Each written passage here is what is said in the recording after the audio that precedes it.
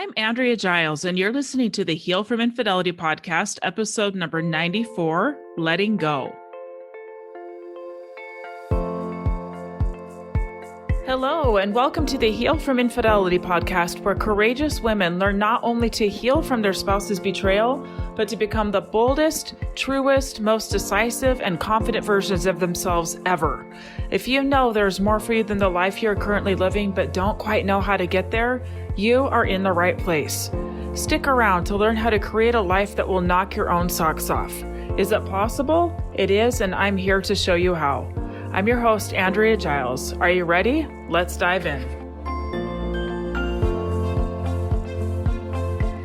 Before I jump into this next week's episode, all about letting go, I want to mention that my next group of Noah 90, the doors are open right now. I am currently filling that group. I am right mid-launch for that group. It's starting in August, third week of August. And it's going to be amazing, amazing. This last group has been so fun, and just the things that I've seen them grow into and step into and confront and deal with and move forward from, and the decisions that they're making is nothing short of inspiring. It's been amazing. If you are interested, if you want more information, go to my website. Right now, there are spots open to come have a one-on-one conversation with me. And they're just short 20 to 30 minute talks where we'll see if it's a good fit for you. But I don't want you to miss it if this is something that you are interested in. You can also get on my wait list, which is going to be linked in the show notes, where you'll find out more there as well. But if you're interested in this next round, it is currently filling up. So go over to my website, andreagiles.com, and you can go ahead and book a call with me there. And I'll also link in my show notes the link to my calendar where you can book with me there straight from the show notes. All right, on to the episode. Hello, everybody. I got back from Utah earlier this week, I want to say, like Monday. Yes, Monday. And while I was there, I got to witness the birth of my brand new granddaughter. It was amazing, amazing. So cool to be a witness to such an amazing thing. Can I just say that women are freaking awesome? Like, seriously, the things that we do, right? To carry on life.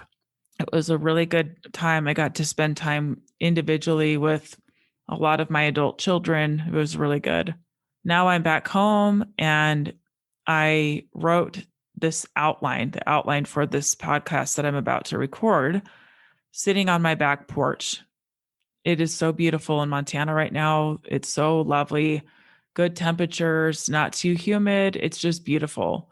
And I live right on the Missouri River. It's in my backyard. And so I get to watch the river just flow by, which, as I was preparing this episode, felt very fitting for what I'm talking about today. Today, I'm talking about letting go. What do I mean by letting go? I get emails and messages through social media all the time asking me how to move forward. How do I stop rehashing the details? How do I look at him and not be disgusted? How do I put one foot in front of the other? How do I really let go and move forward with my life? First of all, I want to just acknowledge to you that this is hard. Okay? It's hard work. Unless you felt nothing for your spouse and don't care about them at all, or if you were looking for a way out and this gave you an easy exit, infidelity can be mighty painful. Some say it's one of the most painful things that we can experience. It can be so disorienting, a very deep wound. And the more meaning we attach to it, the more painful. So, for example, if we make it mean that the love that we thought we had is just not real and never has been, that's really painful because we're negating all of the good times too. So we don't even have those to hold on to.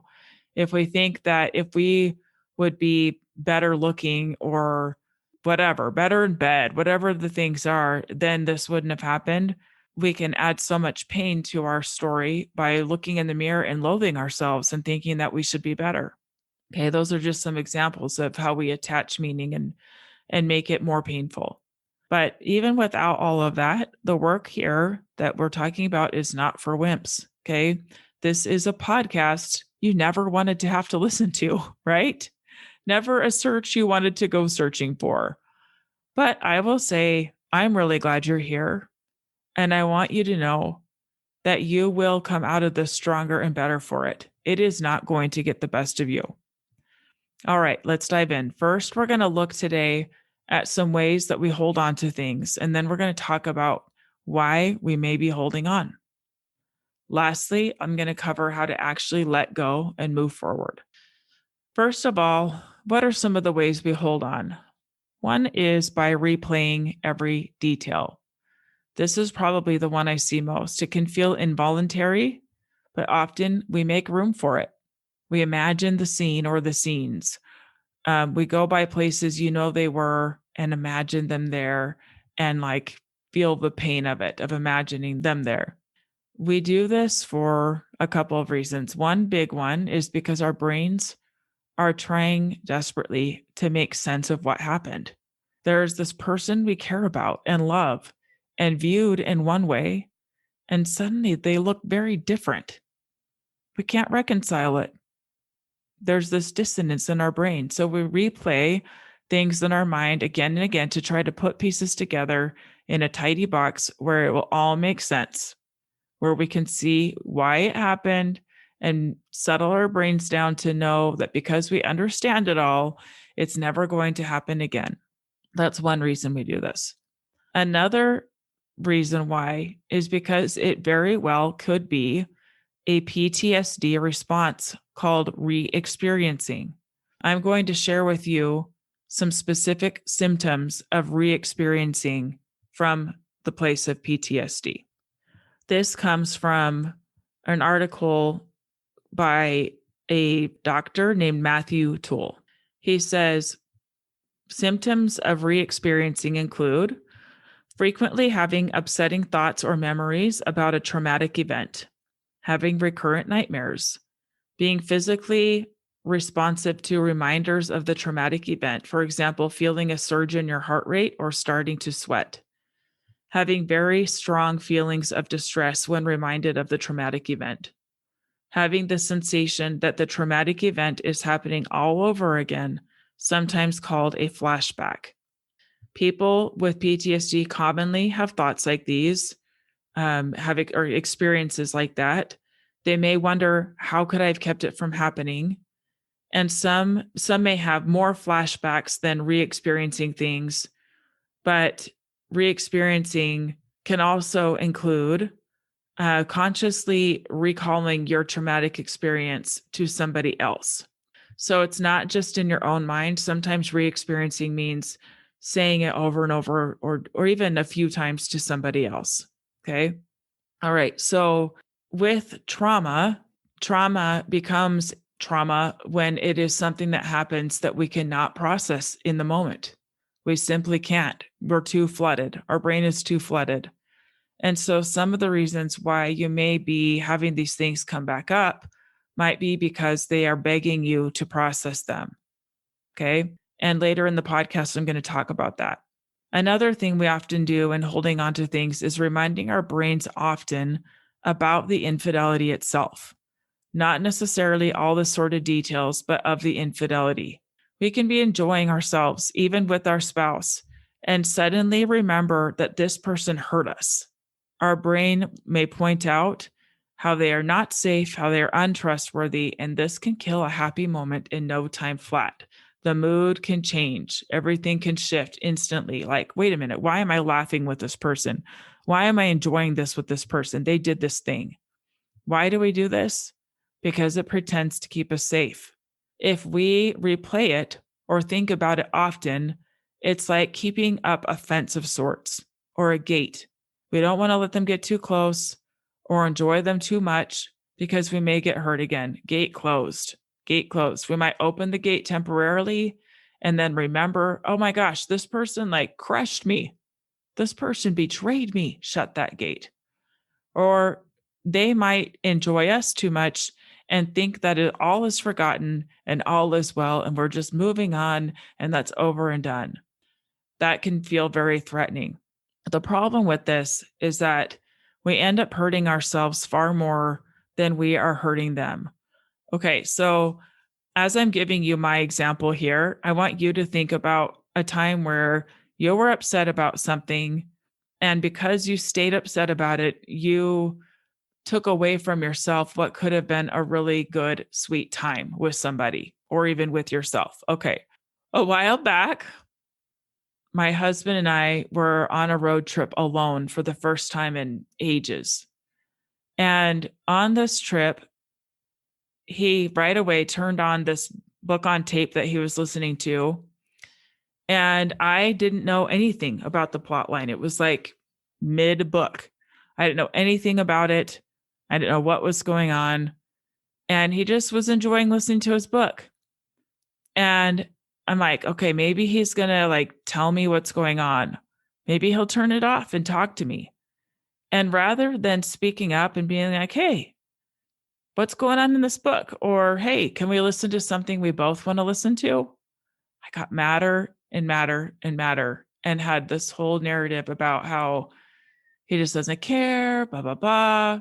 Okay. I do this stuff to you guys. Like I do. Okay. I have to practice the same stuff. And so finally, I talked to him about it and said, hey, I was really hoping that we could spend time together. I was really hoping that we could like talk to each other and not just tune each other out. And there was some deeper understanding, but there was plenty of time wasted where I was just getting fuming mad, right? So I ended up hurting me far more than like hurting him or making him uncomfortable, right? Not that I want to do that, but you get my point, hopefully. Another thing that we may be holding on to that's preventing us from letting go is the need to punish. We may feel like they need to be reminded every day how much they hurt us and that it ain't over yet. That just because time has passed by, just because we've talked about it some, doesn't mean that it's over. We may think that we need to remind them often to make sure it doesn't happen again, to make sure that they learn their lesson. But does this work? Does this work? Let's break it down. Okay, so let's say that we feel compelled to give a daily reminder of what happened. We are thinking that they need to know how bad they hurt us so they don't do it again. We may feel adamant, maybe a little vengeful. What are we doing when we feel adamant or vengeful? We're throwing in little barbs. We're making direct or indirect references. We're asking questions that we've already asked 50 times. We're mentioning the affair partner. We're making sure that they see us cry or hurting. We may make little subtle threats about divorce. We may make sure that they know that we don't trust them. What does this create? What it creates is keeping the pain in the front of your mind at all times. Can you see that? When you're doing those things, it is like not giving any room to experiencing anything else but the pain. We are hurting ourselves way more than we're hurting them. We're keeping it right in front of our eyes and bringing up all of those painful feelings in an attempt to protect us, but ultimately it's actually doing the opposite. It's hurting us. Okay, so what do we do with this? As with all things, it is a choice. As with all things, it requires growth. It requires expansiveness in both mind and body, both cognitively shifting thought and the ability to hold more in your body. First, let's talk about the cognitive side. Thought patterns are really a big deal here. If you are in a frame of mind that people are generally untrustworthy, or that he is just untrustworthy, or that others are just out to get you, no matter what happens, you will use your mind to find holes, especially when you throw in past events. You can probably always find some past slight or hurt to go along with what is in front of you. And it will give you more evidence of how wrong the situation is. So when you can notice this and shift your thinking to an openness of what is actually right in front of you, other emotions can come in. Curiosity, openness, love, kindness, etc. This takes me to the second part of this, which is mindfulness. That's kind of a buzzword right now, and I'm learning more about it myself. But what it really means is being present with what is right now, not clouding the present moment with past pains, not getting too far ahead of ourselves, sitting with what is and letting yourself expand in that. Okay. It is hard to put into words something that is felt, but I want you to experience this. I know what it feels like in my body when I'm being mindful. It feels expansive. It feels open. It feels like love. It feels like peace. It feels like I'm bigger than just myself. Several years ago, I worked with a coach who worked with me around some health issues.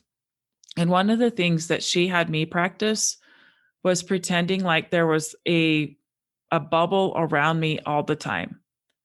And she had me kind of close my eyes and look at myself and see what color that bubble was. For me, it's yellow. When I meditate, when I become mindful, when I practice being still, I can see that around me and I can see it glowing and I can see it expanding. And when I can do that, I don't have as much need to prove anything, to be right about anything. I can just kind of let things be or bring up things as needed without having the huge emotional burst that often can come with when we are not letting go of things, like when we're bringing it all with us. So for you, I recommend going and practicing this. There's so much good stuff out there. There are books, there are YouTube videos, there are apps. I happen to have a couple apps. One of them is called the Tapping Solution. Tapping is a way of practicing mindfulness and shifting patterns. I recommend yoga. You can search for different kinds of yoga. One that's really good is restorative yoga. I recommend a podcast called Insight Timer. It's wonderful. You can find meditations on just about anything in that. I suggest that you practice this. The pieces need to go together. One more thing I want to say about this is that I highly, highly recommend also finding a practitioner that deals with the body side of things. As a life coach, I deal more with the cognitive side of things. There are good practitioners that work with the body. There are people called energy workers. There are therapists that do something called EMDR. There is different somatic kinds of therapy, and they are wonderful. And they can really help release our body's need to hold on to things that are no longer serving us. So if you are constantly shrouded with intrusive thoughts, if you can't seem to let go, it might just mean that you need a little extra help with this. You might just need a little extra help to help you release some of the things that your body and brain are saying are really, really important to hold on to. Go get some help. Okay, lastly, letting go is a conscious act of faith. It is done very intentionally. It's an act of faith because it means that you are trusting that whatever happens, you will land on solid ground. You are trusting the process and the natural progression of things. This is no small feat and takes tremendous courage, but it is worth it. Notice, my friends, where you feel peace and do more of that. One of the books that I opened up daily when I was going through divorce almost 10 years ago is a book called The Language of Letting Go by Melody Beattie. It's a 1 paragraph a day kind of book, so it's super fast and easy. You just literally open it up to the day and read it. But it's packed with a lot of wisdom that can just help you be really intentional with how you're going to let go. Here's one snippet from it, okay? She says this: "Today, I will let things happen without worrying about the significance of each event. I will trust that this will bring about my growth faster than running around with a microscope. I will trust my lessons to reveal themselves in their own time. Is that beautiful? I love it. Notice what you are holding on to and ask, is this really helping me move forward? Is it keeping me stuck or pulling me backward? Either it's nudging you forward or it's keeping you stuck or pulling you back. It's one of those things.